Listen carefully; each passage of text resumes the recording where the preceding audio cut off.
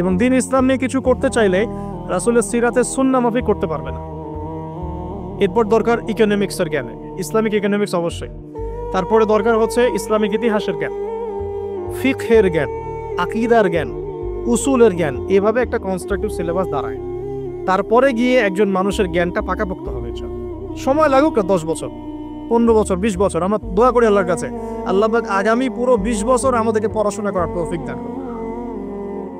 করতে থাকবো। আমাদের বেশি কথা বলার দরকার নেই, করতে থাকবো, জানতে থাকবো।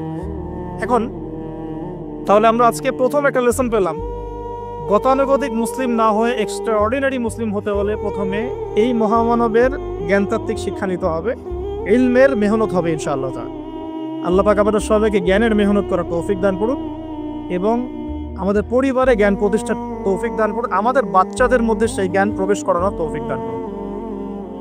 আর প্রয়োজন হচ্ছে তাওবাহ। আদম আলাইহিস সালাম ভুল করেছেন, আমরাও ভুল করি, কিন্তু শয়তানের পাল্লায় পড়ে ভুল করলেই তার তাবেদারি করতে হবে না, বরং যখনই আমাদের স্মরণ হবে আমরা ইউটার্ন করবো আল্লাহর দিকে তওবা করে। দ্বিতীয় মেসেজ হচ্ছে